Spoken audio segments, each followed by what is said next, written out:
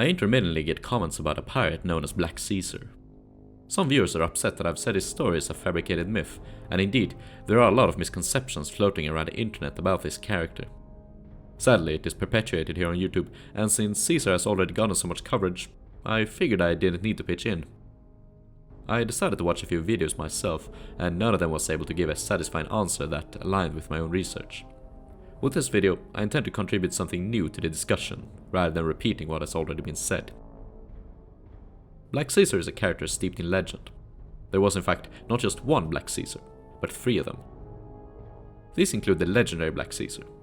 He was an African warlord who was enslaved, escaped, and became a pirate. We have no concrete evidence of his existence. Then there was just Caesar, a black crewman of Blackbeard. It is often said that he is the same person as Black Caesar, but this isn't true, and I will prove it later in the video. Finally, we have Henri Caesar, a Haitian revolutionary in the early 19th century. Just like the first one, he is possibly fictional. All of them are typically given the title Black Caesar, but the prefix is a modern invention to distinguish the race, something which wasn't necessary in the period. The race was already known. Due to the similar names, they are often conflated and attributed the same deeds. For example, there is one location in Florida Keys named Caesar's Rock, allegedly after the pirate. Well, which one? First of all, it might have been named after any Caesar. Julius Caesar, the Roman dictator. Maybe it was just named in honor of the legend, and not because of its association with any actual historical figures. If it was named after a pirate, it was likely Henri Caesar. He was a Haitian revolutionary in the early 19th century. Some say that he adapted the name Caesar from the other 2 characters. This isn't true. Henri was born a slave and raised by his owner, a French plantationer. It was common for plantationers and aristocrats to raise individual slaves in their households as a sort of human pet to have as a servant or companion. They were typically bestowed on names from antiquity, such as Ajax, Brutus, and of course, Caesar. In short, Caesar was a common slave's name. Anyway, Henri Caesar stole a Spanish ship and began plundering vessels out of Florida. Since piracy was on the rise in the area, US President Andrew Jackson sent a fleet to deal with them. This was likely how Henri met his end, but the specifics are uncertain. I will refrain from discussing this further since I don't cover 19th century history on my channel. This segment was merely meant to give you some context. More complicated is the legendary Black Caesar. He may not even have existed in the first place. Most videos and articles about Black Caesar utilize Wikipedia as their main source. This Wikipedia in turn primarily uses the book 20 Florida Pirates, written by Professor Kevin M. McCarthy from the University of Florida. The story told by McCarthy goes as follows. Black Caesar was an African chief that was tricked aboard a European ship and became a slave. He befriended one of the white sailors, and eventually they joined forces and organized a mutiny. They escaped and became pirates in Florida. Black Caesar built himself a stone fort on Elliott Key, his base of operations. However, he and his white friend got into a dispute over a woman, like always, and Caesar killed his friend in a duel. Caesar continued his piracy and set up a harem of 100 women in the stone fort. In the rock on Elliott Key, he placed a metal ring, which he could use to capsize his boats, allowing him to ambush pursuers, which is a really stupid idea. Pirates did camouflage their boats. They pulled them ashore, took down the masts, and masked the boats with foliage. Willingly capsizing it would have sunk the boat. But some people have gone so far as to say that Caesar invented a submarine. Now, if an African chief had invented a submarine before the Industrial Revolution, with the scarce resources of colonial America, I'm pretty sure someone, somewhere, would have written something about it. It is also said that Caesar buried his treasure, because such legends exist about literally every pirate, and it's usually an effective tourist attraction. McCarthy goes on to explain that Caesar decided to join ranks with Blackbeard and became one of his lieutenants. Why an avid slave trader and slave owner like Blackbeard would make someone he deemed an animal as his lieutenant is a whole other matter. But yes, period documentation tells us that a man named Caesar was present aboard Blackbeard's sloop, the Adventure. But we do know Caesar's actual background, and I will get into it later. But for now, that background serves as evidence that the legend of Black Caesar was either a separate person or a fictionalized backstory. So how can we assume that the legend is fake? McCarthy was a retired university professor, so surely he'd provide his sources. No, he didn't. There is a list of further reading, but I don't know the reliability of these texts, as I couldn't acquire them myself. Academic efforts have been made, for example in this article by Devin Leigh and by historian Kevin Duffus. Both Leigh and Duffus have discredited McCarthy's works.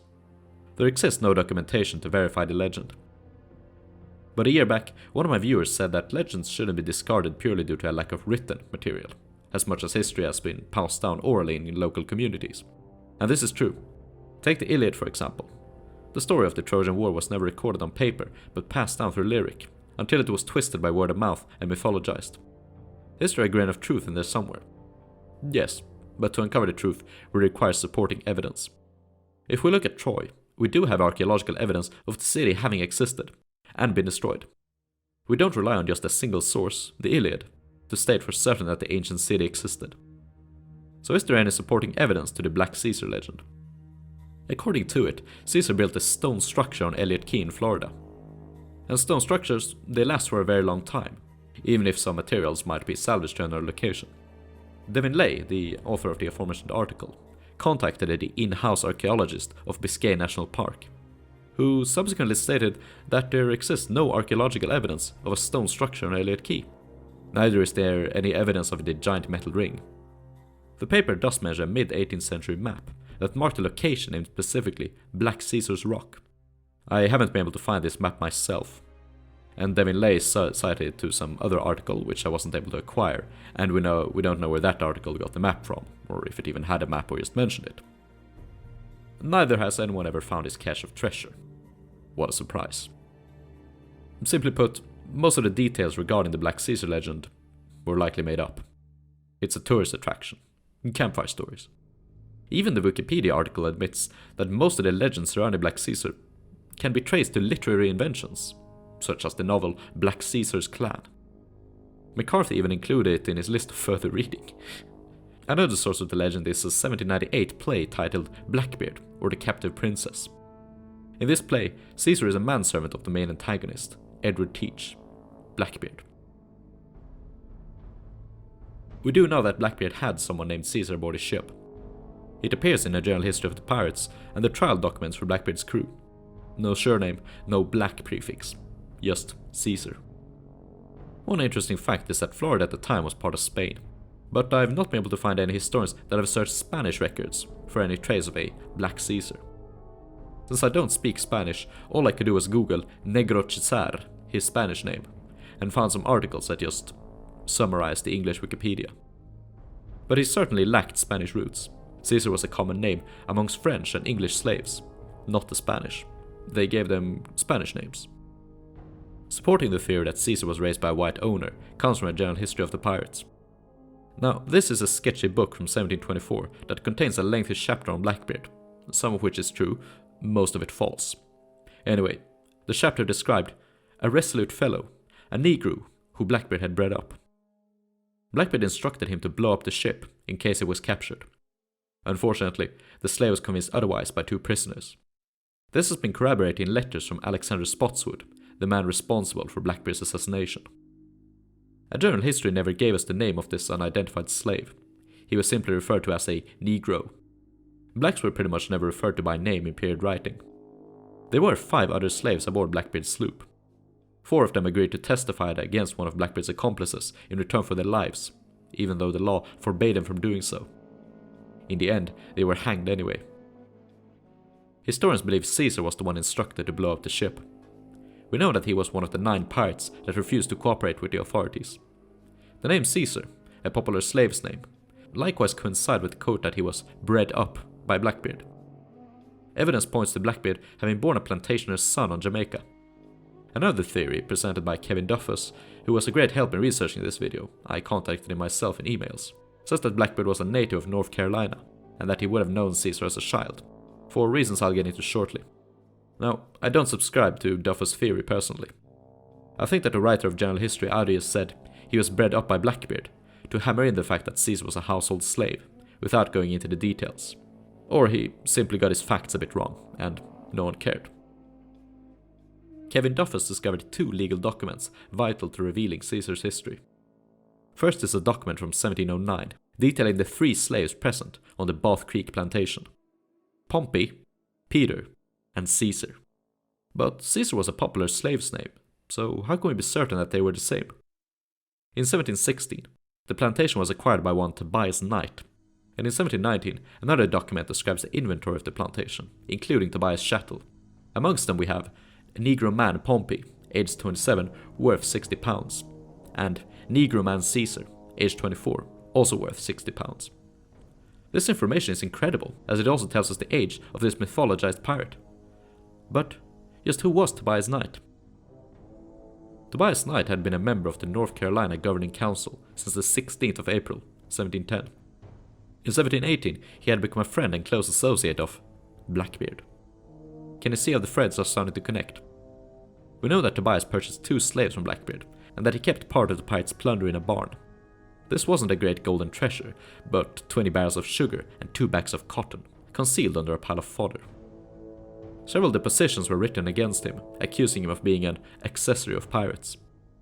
This case seemingly took a toll on the man's health, and he passed away in 1719, at the age of 39. Caesar was never really part of Blackbeard's crew. So what was he doing aboard the Adventure? He was delivering a letter to the captain from his master, Tobias Knight. Before he could leave, the navy attacked, and he was essentially press-ganged aboard the ship. He was not a bad-to-the-bone pirate. The fact that Blackbeard instructed him to blow up the ship is not evidence to it. After all, 2 prisoners convinced Caesar not to do it. He couldn't have been so determined. Blackbeard was terrifying, and having grown up on a plantation, he was probably quite good at putting the scare into a slave, especially one who had been raised in a more cushioned and comfortable household.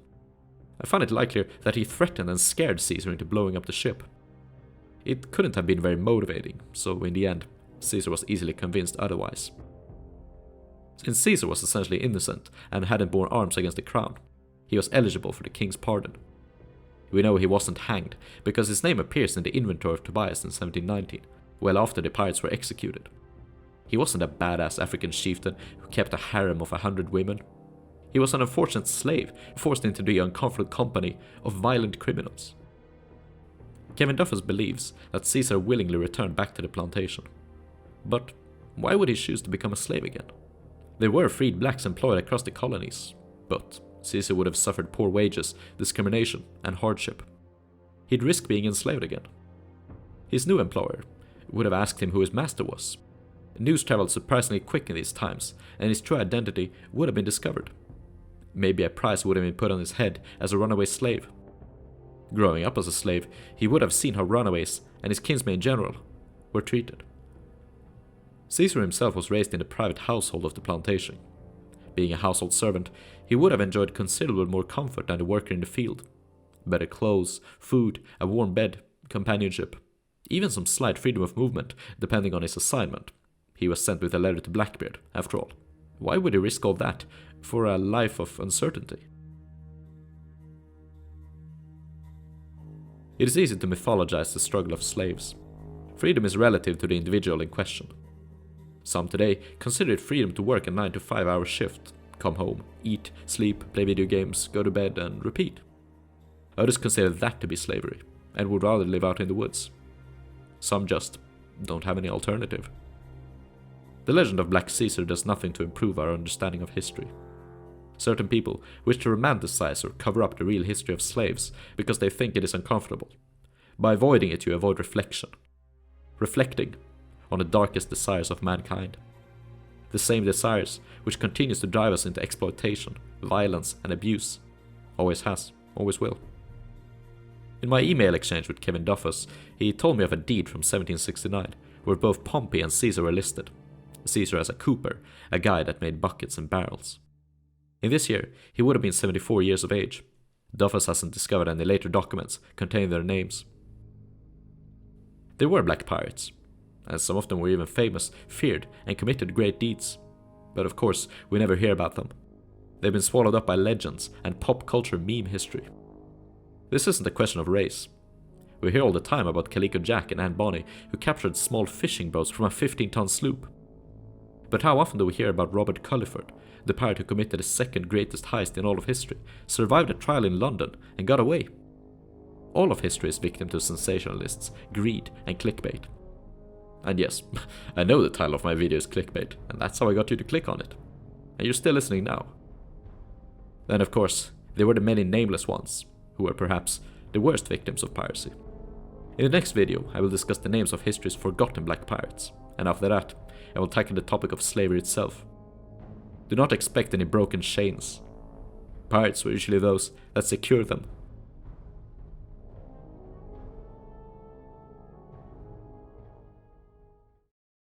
Huge thanks to my Patreon supporters, in particular, Cole Freer, Max Dweck, Michaela Jantz, 1660, Daniel Stryker, and Sea-Dog. If you enjoyed the video, sharing it with a friend or on social media will help me immensely. And if you'd like to interact with me or fellow pirate enthusiasts, check out the link to our Discord server in the video description. Hope to see you there. Cheers!